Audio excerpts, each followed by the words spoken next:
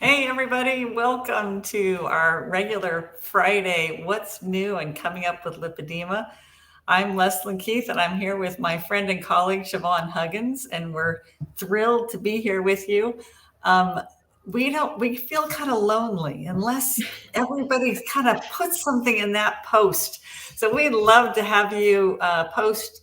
Say who you are. Where in the world are you, if you are so inclined? We also love to hear how the weather is where you are. And, and speaking of which, Siobhan, I mean, I've heard that it is quite cold in Colorado right now. Is it still?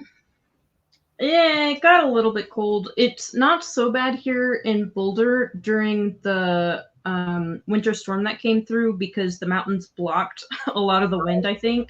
So a lot of the wind chill in some places in the flatland, it got down to -40, which is also -40 in Celsius for those wondering, which is the kind of temperature where you can develop frostbite within 10 minutes of exposure. Yes. But Yes. here in Boulder, it only got down to, I think, feels like -11 or something, so it wasn't Oh, is that that bad. all? Oh, okay. Oh, even Yeah, more. and currently it's above zero, so it's not cold at all.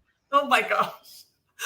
That's just crazy. I was just in Arizona, which they were having a little bit of a cold snap, which means that it got down to 40 at night. And and I was lamenting that it was colder than California. But Gunter Close, he had just come from Colorado, from the Denver area, and he said it was -7 when they left. And when he was pulling his luggage without his gloves, pulling his luggage to the terminal, he said he had to stop every once in a while, put his hands in his jacket because I mean that's how cold it Yeah, was. that's why I have sleeves like this, so I can Yes, just go like that.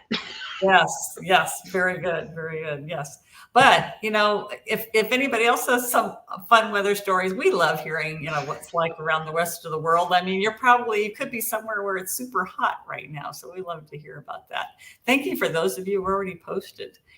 We are going to get down to business though, because we have a lot of exciting things we want to tell you about, not the least of which is Siobhan's exciting presence on the Ken Berry podcast that she was on that. So we're going to talk about that. But first, we have a bunch of cool announcements, things that are coming up in the next couple of days. So the first is on a couple of free webinars that we have this coming week.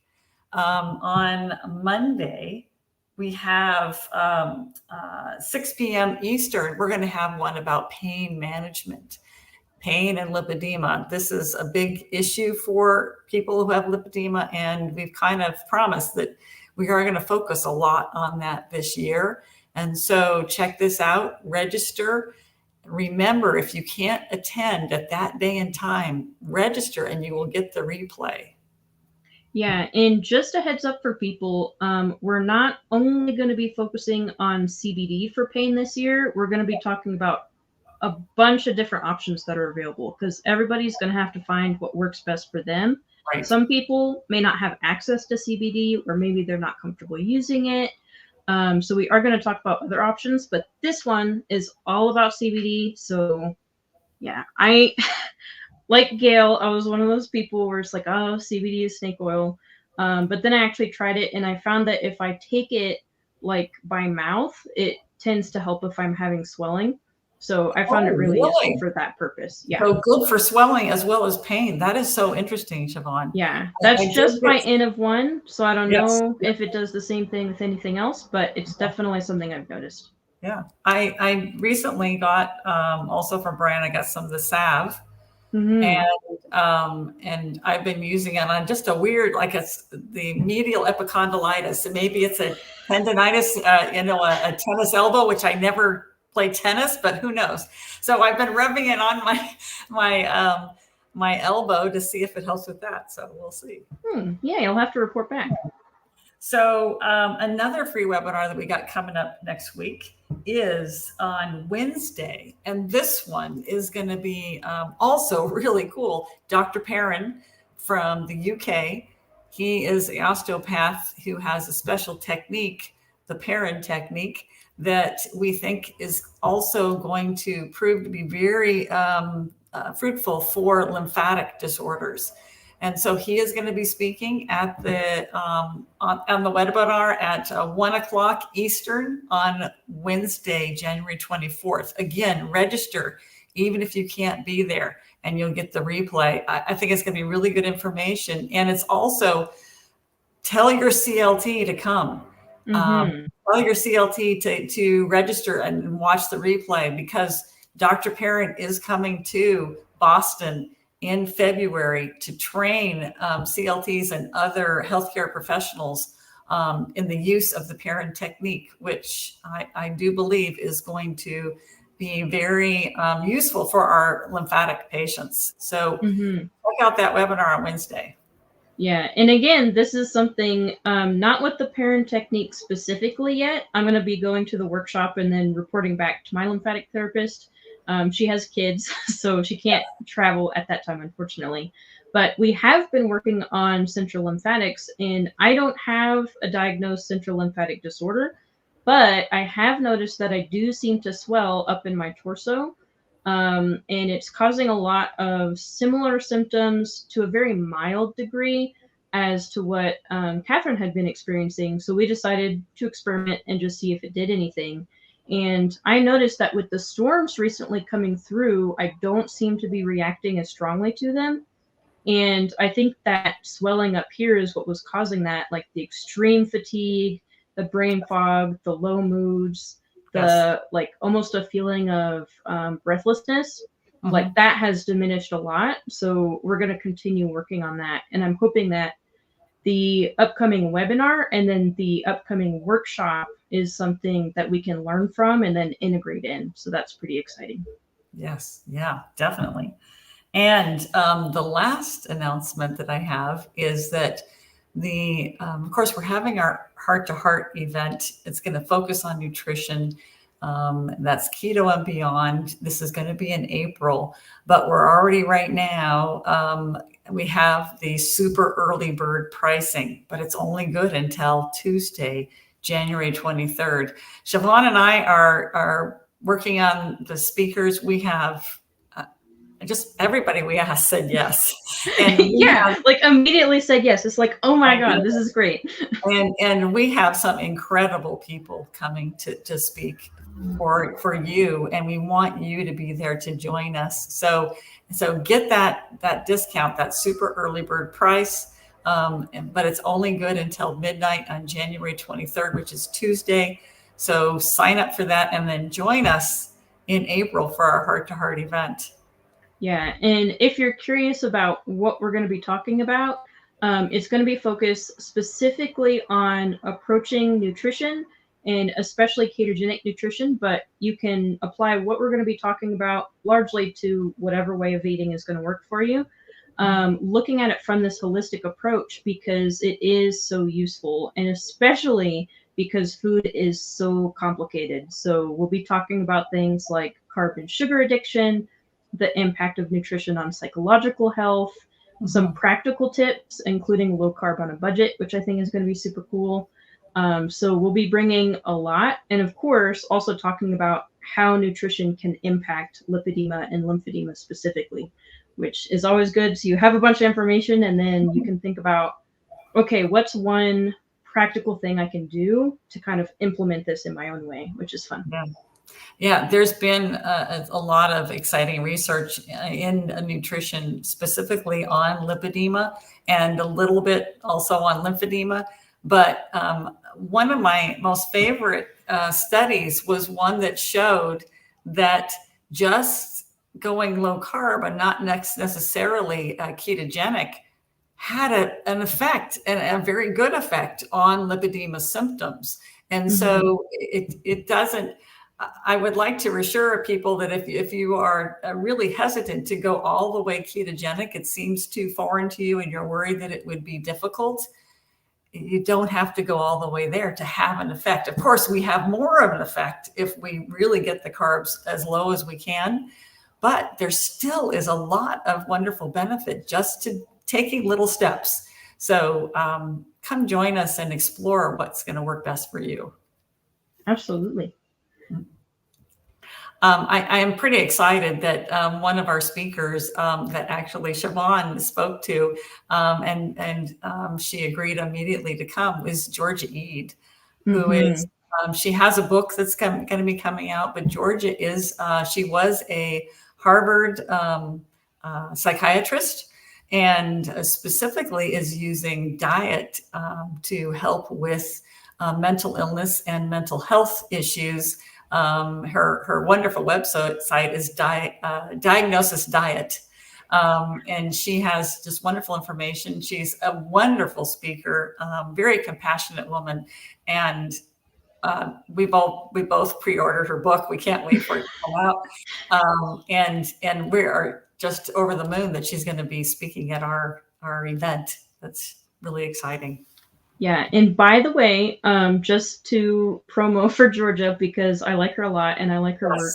Her book is coming out on January 30th, so at the end of this month, and she's hosting a live Q&A on the 30th as well. So before you've even read the book, you can go and see her for that Q&A in case you have any questions. She said she's happy to answer any questions related to the book or not. So make sure you go and follow her. You go and pre-order her book. And then you also sign up for the event so you can watch a presentation and just get all of the Georgia Ede that you possibly can. Yes. That's wonderful. And I just wanted to say hi to all of our wonderful people that are posting on here. I see Anne Marie is in snowy New Jersey. A poster is stormy. And my name is Tijuana, and I'm in upstate New York. 8 inches of snow today. Wonderful. And Lynn is in the UK, and it's chilly for them. She says, I wonder, she's a wimp like me from California. And Marilee is in soggy Pacific Northwest. Cheryl is in Wisconsin. And Kathy is here from British Columbia. Lots of snow. So you don't get much snow usually in British Columbia. And Sherry is here from South Florida. Oh, she's 72 degrees. I don't know what that's Celsius, but it's in Celsius. It's warm. Okay. It's like room temperature, like very mild. Yeah. Marcia is in Texas, and Marilee saw your interview with Kim Berry. We're going to talk about that next. And Winetta is in, I believe, Winetta, you were in Alaska and got almost 9 hours of daylight at 8 degrees. Julie, my neighbor in Camarillo, it's in the mid 60s and we're expecting rain. Yep. And okay, Lynn just asked, what's the name of Georgia's book? Yes, it's called Change Your Diet, Change Your Mind. It's available on Amazon, and I would imagine many other book publishing, hosting, selling places. Support your local bookstore if you can. Mm-hmm. Yes, very good, very good. And so let's talk about your visit with Ken Berry, Dr. Ken Berry.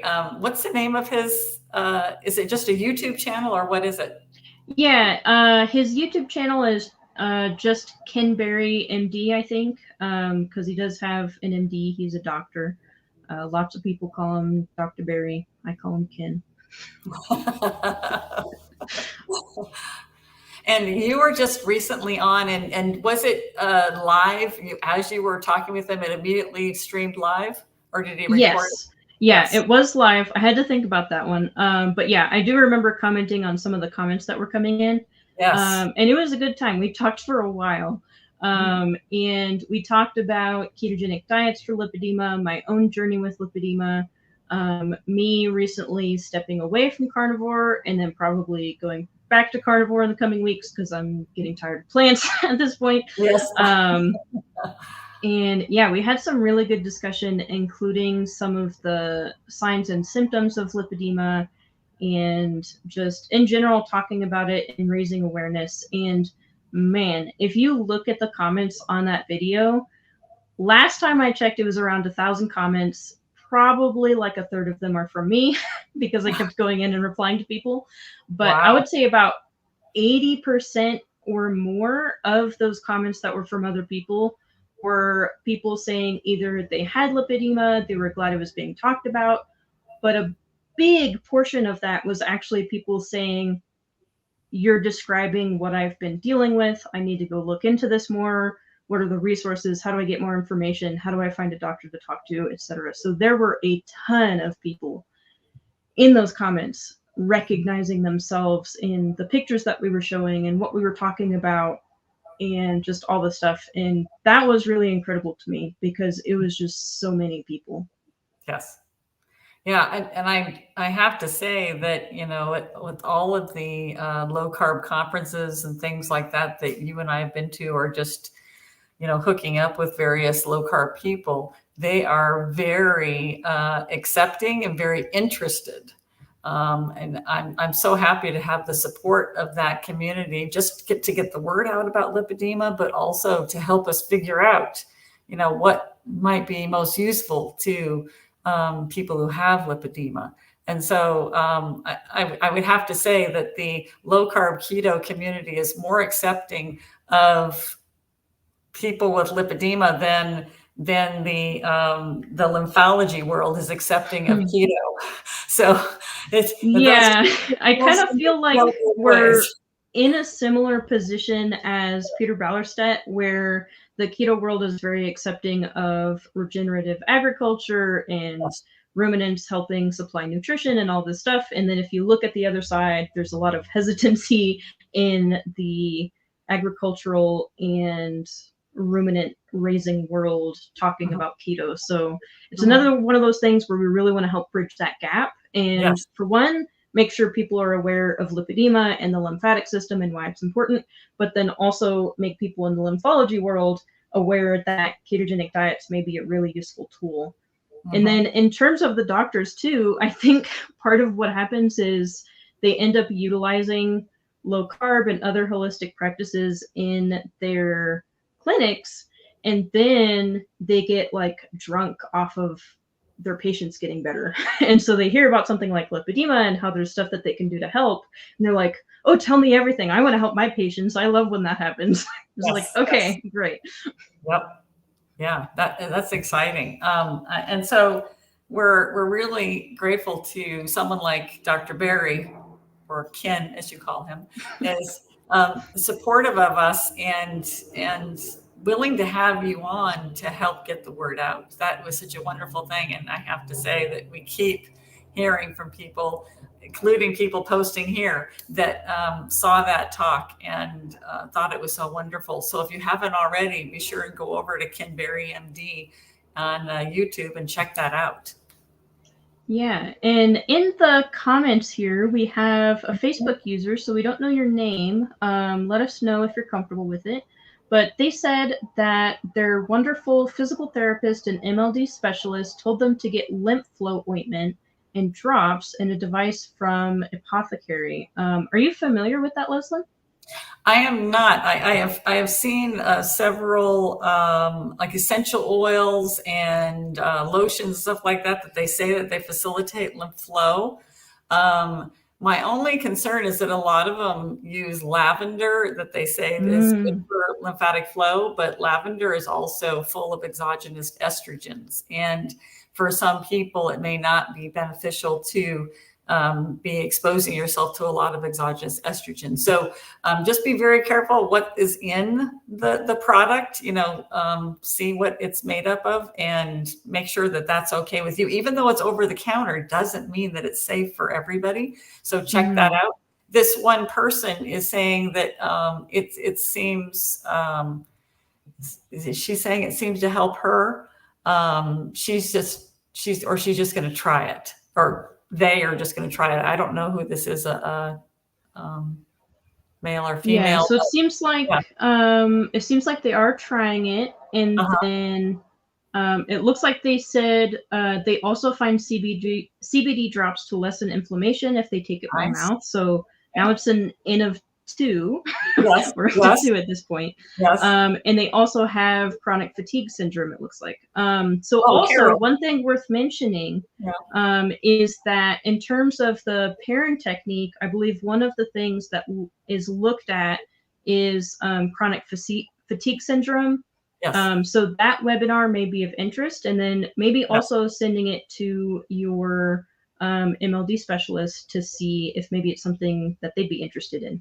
Yes. Yeah. Yeah. That sounds, and the Facebook user put down her, their name as Carol, which can be a man's or woman's name. So, so we don't want to assign you a gender, but they say it has no lavender smell. So maybe no lavender. That's good. And Julie was wanting to know, she subscribes to Ken Berry. She can't find it. She's wondering if she needs the date. Do you happen to know the date? It was 4 days ago. I'm actually pulling it up right now. One trick is that if you're accessing it through the browser and maybe also on mobile, you might need to go over to the live tab instead of the videos. So let me see. I believe I can post this in chat. I've never done it before. Okay. Yes, I think it worked. Okay, yeah, so that's the direct video to that okay, and video. you did. You posted it. So if you don't know, Siobhan is controlling the board today and is doing all the tech for us, and plus having a conversation with me. I think she's doing pretty spectacular. Yeah, I was given a level of responsibility that I'm not sure I'm ready for, but I'm taking it in stride. And we do have someone else posted that I get exhausted just doing the dishes. My legs are so heavy. Yes. And I'm wondering also, some people are talking about that they feel that way with the weather change. So with the barometric pressure change, the symptoms can intensify. So again, we're thinking that the parent technique may be really helpful for that type of thing. So yeah, and also potentially if you have access, wearing compression if you have to stand for a long time, or sometimes, no shame in it, just pulling up a tall chair and sitting while doing dishes. Yep. Nothing wrong with that. Yep. And or at least getting one leg up. So you can open up the cupboard below the sink if you have that, and then put one foot on the bottom shelf of that cupboard if yours is made that way. And just to, shift and get one foot up and shift and put the other foot up, that can help relieve. But I do think it's the better option, if you can do it, is to use a high chair and sit. No shame in that. Absolutely. Wonderful. And we have someone asking about compression, which we were going to talk a little bit about that. But this person is asking about, it says, extreme knee pain from walking. Compression doesn't help. And to that person that's posting, a Facebook user, it's got to be a compression that goes over your knees. Don't have it stop just below your knee, because that will intensify your pain. And if it still doesn't help, even when you're wearing a thigh high or a waist high garment, check with your lymphatic therapist and make sure that it's properly fitting, because compression should never cause you pain, or should never make your existing pain worse. So make sure you go with someone who can help you. Usually that's going to be your lymphatic therapist. Not always, but sometimes they have an expert at your medical supply place that sells compression stockings. Sometimes they have someone who's knowledgeable there, but not always. So, and then do you guys have resources for compression garments? I like using Compression Closet.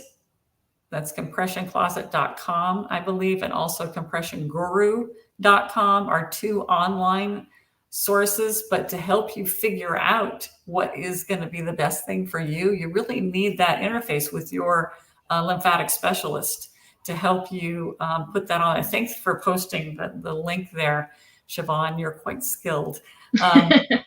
Yeah, and that Facebook user did say that the pantyhose compression did not help. So it may just be that you need a different type of compression for you.